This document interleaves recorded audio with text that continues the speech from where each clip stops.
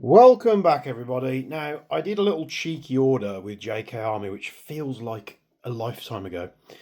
And this order's been stuck with UPS in customs for, I think, over 3 weeks, maybe 4 weeks now. But I'd ordered some bits. I'd ordered a new pistol to try out, which is the new CANiK, and picked up a couple of trace units as well. But yeah, they had it in customs for like 3 or 4 weeks, but I just got it in today. So I've picked up the other smoky tracer. So you'll see that I was using the e-shooter one with in the latest PTX gameplay. I was using the e-shooter one. You can't really see as much smoke generation in that video compared to what I experienced shooting it. It seemed like it was putting out a lot. So it might just be a thing of the camera's not really picking it up too much, but it was very, very good. But I'd already, at the time, ordered this, which is basically the same thing. But this is the silo version, which is just, aesthetically looks a lot more pleasing to the eye. So I picked up one of them to try. It's going to be pretty much the same thing. The other thing I picked up was a tracer unit for, if I have the gun, I know I've got it somewhere, the Salient Arms CGS GRY. So the reason why I ordered this is because it should just fit straight on the front. So we'll take a quick look at that before we get into the pistol. So the sole reason I ordered this was I saw it on JK Army, and it's basically just a way to have like a flare tracer. This is a product by EMG, but I think this is made by Cyma CGS, obviously. It's the same style muzzle brake that we've got on here, but it has a built-in tracer. So with the Salient Arms GRYs, you just press that tab and that comes off. Now it's not going to go straight on because it won't go over the flash hider, so you'd have to take the flash hider off, which isn't a massive issue because it kind of gets covered by this anyway. But it's basically, I think this, is it exactly the same? No, it's slightly different. But yeah, it's just a direct replacement for the front, so I can keep the aesthetics of the rifle, but I can have a tracer unit. So if I'm doing a bit of CQB with it, now this gun hasn't been touched since I last covered it on the channel, and that's literally just because I have to remember which way around this goes. I'm going to be converting the internals to DE parts, so we'll be getting to that very soon because I've got most of the parts I need. Because this out box, as it was with their lightning bolt, is a bag of crap, basically. But I wanted it for the aesthetics, so I'm going to be converting this to DE parts because we know they work a lot better, and that will hopefully be coming up very soon. But the main portion of this video, I know many of you probably thinking, come on, get to it, is the new CANiK pistol. Now this, it was squashed in packaging, so I've checked the pistol over, it's pretty good. I haven't checked the magazines yet. You can see how squashed and damaged they got. UPS has been kicking this around the warehouse, like I say, for 3 weeks. And this is the new Canik SFX. So I don't know when this released. I've only seen it on websites recently. I don't know if this is something that's been out for a while. I'm not too sure. I covered the old CANiK. I think was it called a TP9? A while ago when I was back at Bespoke. That video should still be on this channel. It'll be a very outdated video. You'll see a much younger, fatter me. But basically this is another model that they've released.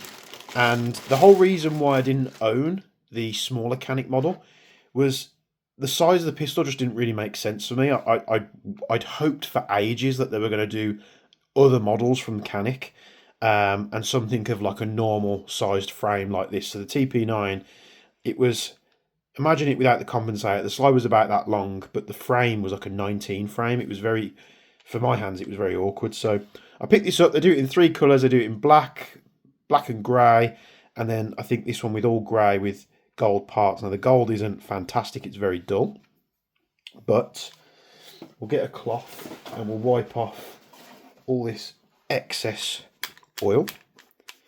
So the CANiK pistols, they're sold by Cybergun, who are now owned by EMG, and they're manufactured by Armour Works or WE, same difference.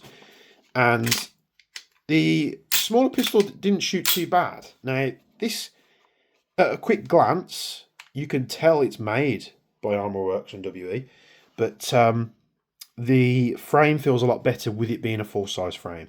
Why did I go for the grey and gold? I don't know. I just wanted it to be a bit different. There's a hell of a lot of cardboard dust off this packaging when I first opened it. It looked like it was covered in sawdust. I got most of it off. So the magazines are pretty much the same. All they've done is they've took the original... I'm sure it's if I've got the name wrong, I'm sure it's a TP9, but if it's not, I apologise. It's a long time ago since I looked at that pistol.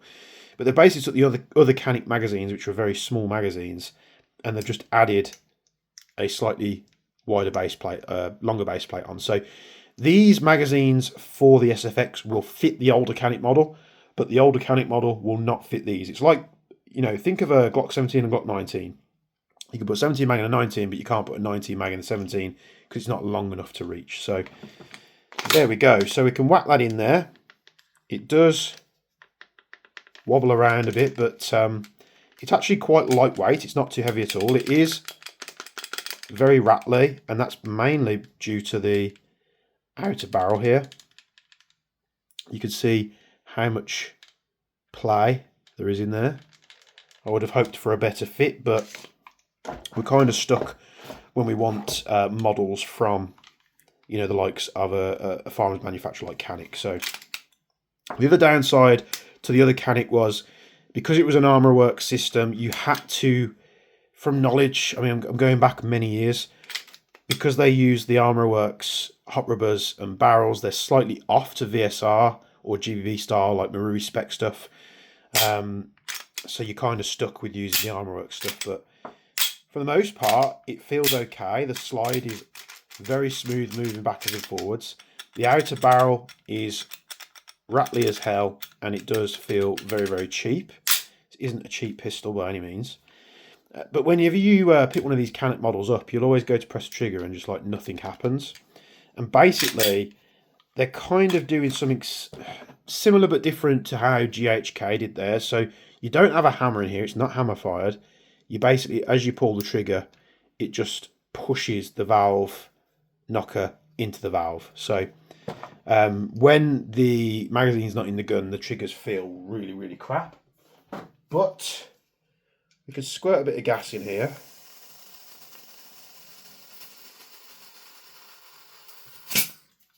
And we can give it a quick dry fire. Oh. Leaky mag right out the box.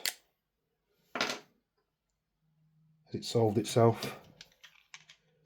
Good thing with the WE and Armorworks stuff, you can just nip the screw up, but it is tight.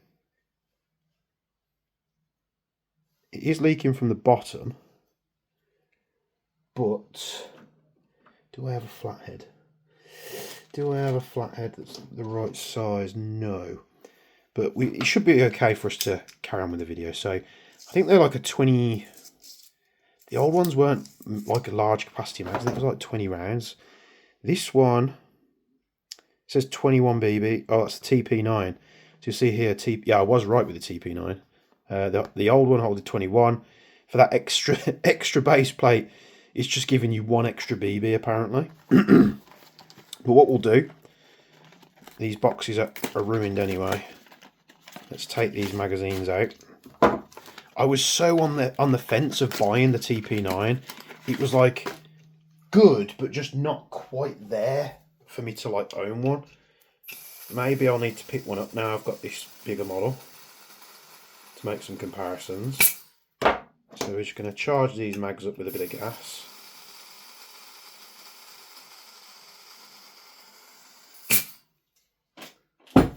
Just to switch that out for one. It's got a bit more. There we go. Top these up. That canister's got a bit more gas in it. Right, so we take the slide off. You got your normal little wheel that's accessible there. By the looks of it, we like turn it clockwise, looking down at it to add, but we'll have to check that. We can take the guide rod and spring out. Will it allow us to get this out? Do we have to remove this piece at the front? I think we might have to, if I can pull it out. because it doesn't want to slide down. It won't move down far enough. So we might have to just pull that thing out there. Let's do that. Yeah, we can pull that little piece out. That will enable us to pull the barrel out. And just the fitment. The fitment looks very Glockish. Does seems like they've made some changes since the last Armorworks pistol. They look like they've got like little bars under the hop arms now. But they use these Armorworks barrel and hops that are slightly off spec, which is super annoying. Which, if that is the case, and I am correct on that, it just means you can't throw in whatever barrel and hop you want. Which I think is one of the reasons why I didn't pick up the original one. And, you know, the Armorworks high cappers are the same. Or at least they were back when I was covering a lot of them at the shop down at Bespoke. So we'll put this back together here, if I can get it in. Oh, there we go. Lined up pretty good. Pull this down here. Normal style nozzle and blowback unit. We've got this little piece here which acts as the live indicator. Let that sit forward. Oh no, that's got stuck. There we go. Like I say, there's not really much to show here. You've got the trigger that pushes the bar out into the valve, and apart from that, it's a very simplistic design. I know with the original CANiK, depending on how you pull the trigger, you could get less or more power. The GHKs suffer from the same things. It's like you're preloading the trigger. Now, this doesn't have the preload like the GHK one does. We do have a nice flat trigger.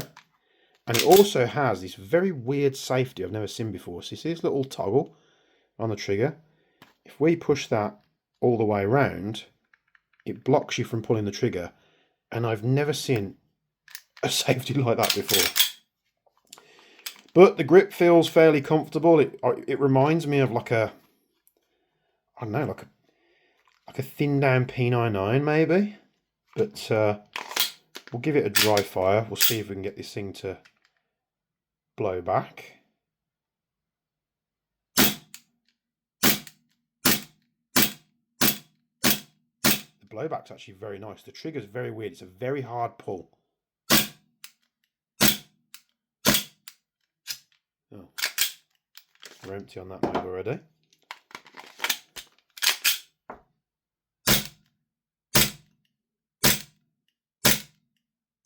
Spitting gas everywhere.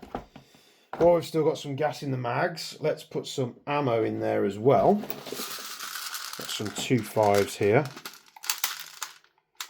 It's all coming back to me now why I didn't buy the TP9, because I remember it was very, very meh in terms of performance.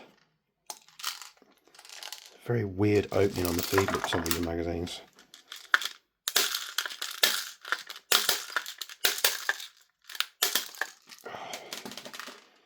Right, didn't quite stack them in there properly. Let's fix that there. So I'm not expecting great performance from this pistol.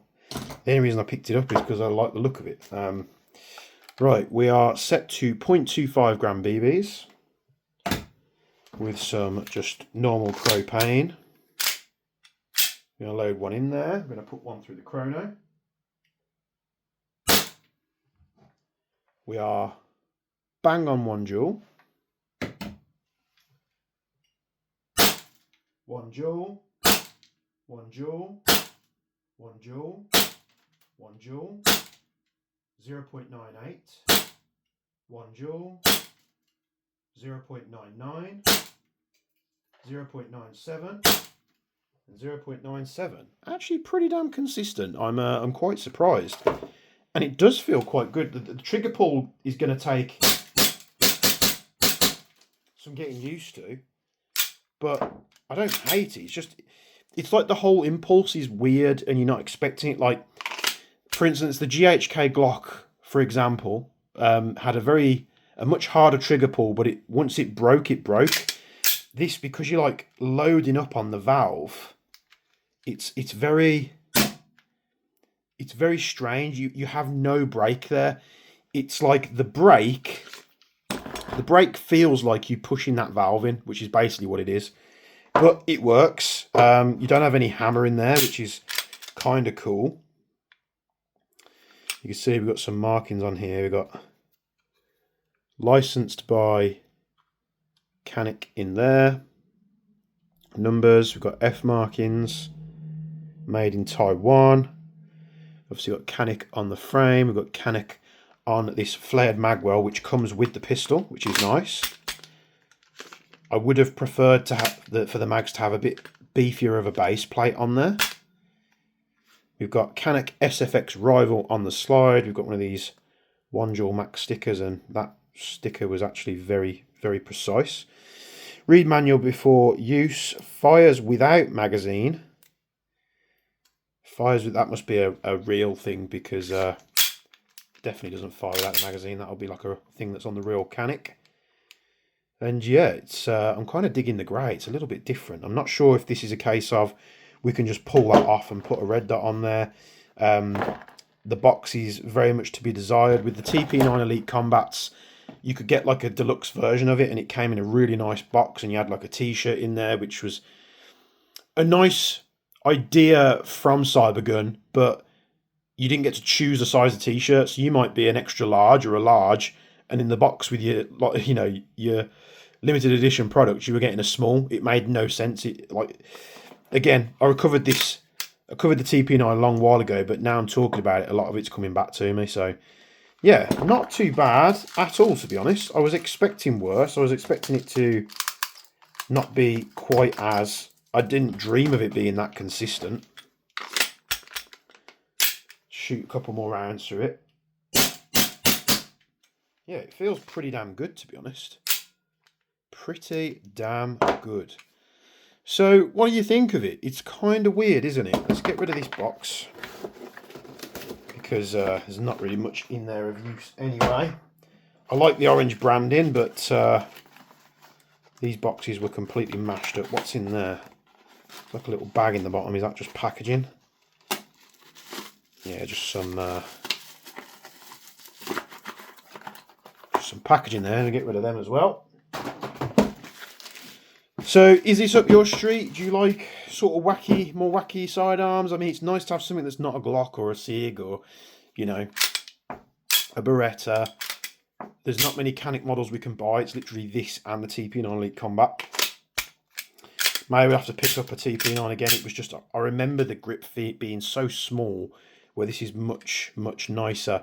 It kind of reminds me of like a thinned out Wolfer. It's something else as well. Maybe like the VP9. Maybe not. I don't know. Maybe I'm pulling cues from like the slide. The slides are, I suppose, a little bit similar. This still by far has the best grip I've ever felt, but the pistol itself is actually useless. So much more useful than the VP9. The gold is to be desired. It's not going to be for everybody. To me, I just went with it because it was like the wackiest one that they did, not because it was the best colour. I thought black was boring, and I think they did black with a grey slide. I just thought this had a little bit more flair to it. So, but you know, when you got the flair of the pistol, the magazines just come out a little bit lackluster. So, I'm hoping that someone, whether it's Cybergun or maybe a couple of the Hong Kong shops or the Taiwanese manufacturers, does some parts for this thing. I will need to look at the hop and barrel, because I'd love to put my own thing in there. I was never impressed with the Armor Works hop and barrels, but I know they are off spec unless they've changed it in the years. So hope you like it. Let me know down in the comments what you think. Is it a nice pistol, but you're not digging the colour? Do you not dig it at all? Are you a CANiK fan? Are you not a CANiK fan? Is it nice that it's something different than what we're normally used to? You know, I have picked up a couple of pistols recently, like the Marui Glock 19 MOS Gen 5, but I can't show it without getting struck by Glock, so I don't really want to be doing that. So soon we will be back to doing range tests and showing what these things can perform like. You're just going to have to be patient and bear with me, because there's a lot going on behind the scenes, and we can't really get to that point until it's ready. So thank you for tuning in and watching me waffle about this pistol. You can join the Ag Precision Discord group. The link will be down in the description below. And if you've got one of these, let me know how you're getting on with it down in the comments below. And if you've got any tips or tricks or anything to look out for on this model, it does have a threaded barrel there for a barrel adapter, but honestly I think I'd just keep it like this and whack a light on it. And that will be all from me. So thank you very much for watching, and from me and Bench, we'll be seeing you in the next video.